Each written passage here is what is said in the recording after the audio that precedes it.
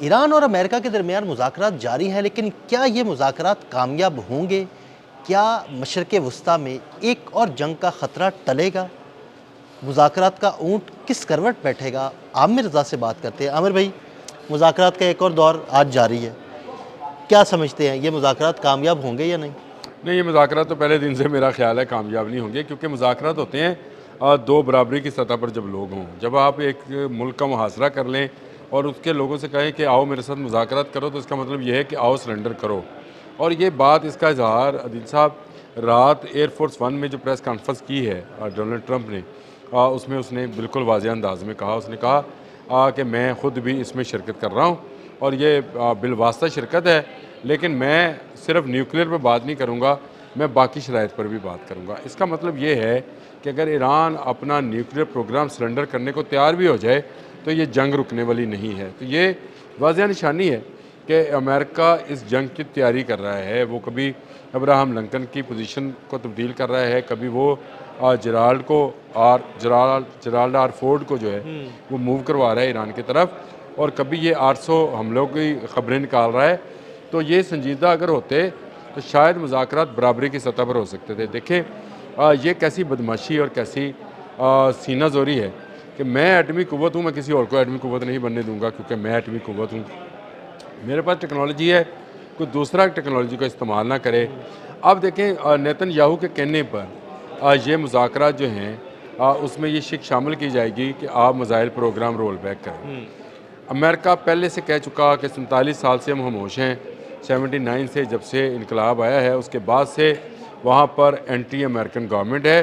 اب اس گورنمنٹ کو جانا ہے، اور میں نے آپ کو بتایا تھا کہ ان کو شاید میر جعفر اور میر صادق ایران کے اندر سے مل گئے ہیں، جس کا ڈونلڈ ٹرمپ نے واضح طور پہ کہا کہ ہمیں ایسے لوگ ایسے لوگ دستیاب ہیں جو ایران کی متبادل حکومت کر سکتے ہیں۔ یہ بالکل وینزویلا والا معاملہ ہے۔ اس کے بعد پاسداران انقلاب سارے 9 لاکھ ہیں جو سر پر کفن باندھے ہوئے لوگ ہیں۔ یہ وہ لوگ ہیں جو اپنی جانیں ایران کے لیے دے دیں گے۔ ان کی تعداد کو کم کرنا جو ہے ان کا مقصود ہے، تاکہ ایران بری بحری فضائی قوتوں کو سرنڈر کر دے، اور اس کے بعد یہ سارے بھیڑیے، یہ سارے چیلیں، کوے اپنا اپنا گوشت نوچیں۔ اور افسوس کے ساتھ اس میں بہت سارے اسلامی ملک بھی شامل ہوں گے، جیسے اردن نے اپنی ایئر بیس دے دی نا، وہ بھی شامل ہے۔ 15 موجود ہے وہاں پہ۔ وہ بھی انتظار کر رہے ہیں کہ کب ایران جو ہے سرنڈر کرے اور کب اس کے تیل اور گیس کی دولت کو وہ بھوکے بھیڑیوں کی طرح لوٹے۔ یہ وہ معاملہ ہے جس کو لے کر میں پہلے دن سے اس بات کو کہہ رہا ہوں کہ یہ مذاکرات جس طرح سے ہم سمجھتے ہیں کہ یہ کامیاب ہوں گے، یہ کامیاب نہیں ہوں گے۔ دیکھیں ایران کیا سرنڈر کرے گا؟ کیا ایران اپنی نیوکلیر پاور سرنڈر کرنے کے بعد اپنی میزائل ٹیکنالوجی پاور بھی سرنڈر کرے گا، اپنی راکٹ فورس سرنڈر کرا دے گا؟ کیا ایران اپنے پاسداران انقلاب کو سرنڈر کرے گا؟ کیا ایران اپنے تمام تیل کے کنویں سرنڈر کرے گا؟ کیا ایران اپنی گورنمنٹ کو بھی سرنڈر کرے گا؟ اور اگر یہ 5 باتیں کی ہیں اور یہ پانچوں باتیں مجھے نہیں لگتا کہ ان میں سے کوئی ایک بات بھی ہونے والی ہے۔ دیکھیں پہلی بات یہ ہے کہ ایران جو ہے یہ اپنی ایٹمی قوت کو ہی سرنڈر کرنے والا نہیں ہے۔ بالکل ایسی یہ بہت پہلے سے اگر کرنا ہوتا تو کر چکے ہوتے۔ دیکھیں 79 سے پابندیوں کا شکار ہے ایران، اور ایران کو جو ہے اپنی سروائیول کا مسئلہ ہے۔ اگر ایران اس میں ذرا سی بھی آنکھ بند کرتا ہے تو یہ بھیڑیے اس کے گرد گھیرا تنگ کیے بیٹھے ہیں۔ ان میں یہ نہیں کہتا ہوں کہ صرف امریکہ اور اسرائیل ہے، اس میں کچھ اسلامی ممالک بھی شامل ہیں۔ اور میں اس میں جو عراق نے ایران کے ساتھ 8 سالہ جنگ کی تھی وہ بھی اسی کا نتیجہ تھی۔ یہ جو بھیڑیے ہیں یہ عراق کے ذریعے حملہ آور ہوئے تھے اور آج امریکہ کے ذریعے حملہ آور ہونے چاہتے ہیں۔ یہ معاملہ جو ہے یہ دبنے والا نہیں ہے، ایران سرنڈر کرنے والا نہیں ہے۔ ایران کسی صورت اپنی ایٹمی قوت کو ختم نہیں کرے گا، یہ اس کی ریڈ لائن ہے۔ یاد رکھیں ملکوں کا جو ہے ہونا یا نہ ہونا اس بات پر انحصار کرتا ہے کہ ان کی خود ارادیت کتنی ہے، تبھی وہ ایک ملک ہے نا۔ آج میری نظر میں وینزویلا کوئی ملک نہیں ہے، بلکہ ایک وہاں پر وہ ایک جنگلے کے اندر بند ایک قیدی ہے۔ نہ فوجی طاقت نہ ایٹمی طاقت، کچھ بھی نہیں۔ اور آرام سے امریکہ نے حملہ کیا اور ان کے صدر کو اٹھا کے لے گئے۔ اب اس کے تیل کی کنووں پر وہ قابض ہو گیا۔ اس کا مطلب ہے وہاں پر کوئی آزادی نہیں ہے۔ تو یہ ایران ہے اور ایران اپنی آزادی کا دفاع کرے گا، ایران لڑے گا۔ ایران اس وقت تک لڑے گا جب تک ہم کسی ایسے نتیجے پہ اسلامی ملکوں کی بات، جب میں کہہ رہا ہوتا ہوں تو اسلامی ملکوں کی بات کر رہا ہوتا ہوں، جب تک آپ اسلامی نیٹو کی طرف نہیں جاتے ہیں۔ اور اسلامی نیٹو کی طرف جانا جو ہے یہ آپ کے لیے بڑا ضروری ہے، تمام ملکوں کے لیے بہت ضروری ہے بھائی۔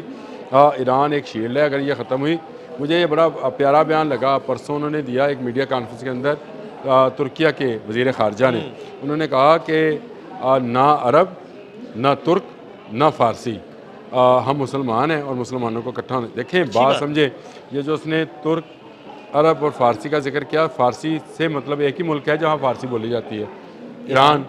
تو ایران میں اس نے اس کا کہنے کا مطلب یہ ہے کہ ہم سب اکٹھے ہو کر مل کر سوچیں۔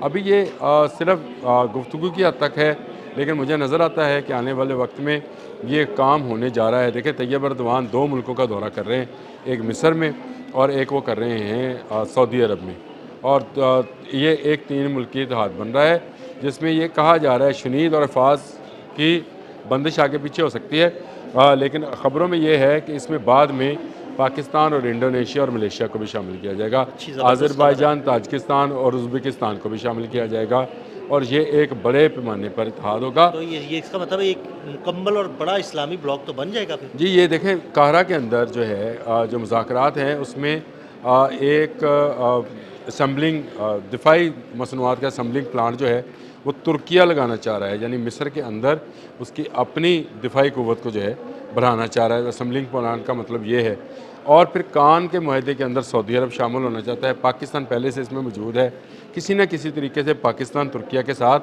مختلف دفاعی معاہدات کے اندر پہلے سے موجود ہے، اور یہاں پاکستان کے جو شپنگ یارڈ میں کچھ کشتیاں آج بھی ترکی کی بنی ہوئی ہیں، پاکستان کے پاس جو کچھ بن بھی رہی ہیں، کچھ بن بھی رہی ہیں، اور پاکستان کے کچھ ڈرونز جو ہیں وہ بھی ترکیہ کے بنائے ہوئے ہیں۔ تو اس کا مطلب یہ ہے کہ کسی نہ کسی طرح سے یہ آپس میں اٹیچ پہلے سے ہیں، تو یہ ایک بڑا بلاک بنتا نظر آتا ہے۔ لیکن اگر یہ کہا جائے کہ یہ ایک بلاک بنتا ہوا نظر آتا ہے، اور ایران ایسے بلاک کو بننے نہ دے گا اگر وہ سرنڈر کر جائے گا۔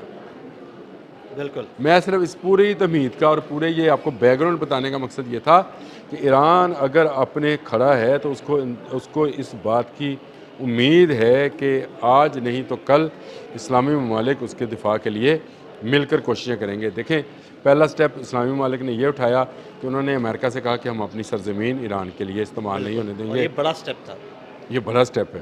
اس کے بعد یہ بیری بیرے ابراہم لنکن اس کے بعد آیا نارتھ چائنا سی سے، اور ابھی یہ کیریبین سے جرال سے آ رہا ہے، اور یہ سارا معاملہ جو ہے یہ پہلی وہ اس وقت بھی میں نے کہا تھا یہ ایک کرن ہے، اس سے شاید روشنی پھوٹ پڑے اور ایک اسلامی بلاک بن جائے۔ یہ اس وقت بات ہے جب انہوں نے انکار کیا تھا۔ آج معاملہ اور بھی بہتر ہوتا نظر آتا ہے کہ ترکیہ، مصر اور سعودی عرب بھی ایک دفاعی معاہدے میں بن رہے ہیں، اور ترکیہ کے وزیر خارجہ کا بیان میں نے آپ کو بتا دیا کہ نہ ترک، نہ عرب، نہ فارسی، سب مسلمان ہیں۔ اس کا مطلب یہ ہے کہ ایران کو یہ ہوپ ہے کہ شاید ترکیہ جو ہے اور سعودی عرب جو ہے یہ ایران پر حملہ ہونے میں سب سے بڑی رکاوٹ بنیں گے، اور ایران اس لیے اپنا نیوکلیر پروگرام دیکھیں ایک حادثہ تک تو محدود رکھنے پہ وہ پہلے بھی بات کر رہے تھے۔ یہ سارا ڈرامہ اور یہ سارا امریکہ کی طرف سے رچایا جانے والا جو فراڈ ہے، اس سے پہلے بھی ایران کہہ رہا تھا کہ ہم نیوکلیر ویپنز کی طرف نہیں جا رہے ہیں، ہمارے پاس جو انرجی کی ضروریات پوری کرنے کے لیے ہمیں ہر سال ضرورت ہوتی ہے، تو اس کے لیے ہم نے ڈیولپ کیا، اور انہوں نے اس کے لیے رشیا سے معاہدہ بھی کیا، $30 ارب کا معاہدہ میں نے آپ کے ساتھ کیا بھی تھا کہ 5 نئے ایٹمی ریکٹرز لگائے جائیں گے۔ تو یہ ایران آج بھی پرامن ایٹمی جو ہے وہ ریکٹرز پہ بات کرنے کو تیار ہے، لیکن اگر یہ کہا جائے وہ 5 چیزیں جس کو میں نے ذکر کیا کہ وہ اپنی ایٹمی پروگرام کو رول بیک کرے، اپنی گورنمنٹ کو سرنڈر کرے، پاسداران انقلاب کو کم کرے، اور اپنے تیل کے کنویں ہمارے حوالے کرے، تو اس کا مطلب امریکہ کا قبضہ ہوگا۔ یہ نہ ایران کو قابل قبول ہے، میں آپ کو بتا دوں، نہ ترکیہ کو، نہ سعودی عرب کو۔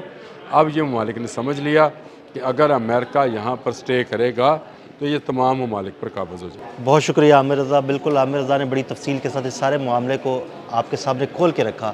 عدیل احمد اور عامر رضا کو اجازت دیجیے گا، اللہ حافظ۔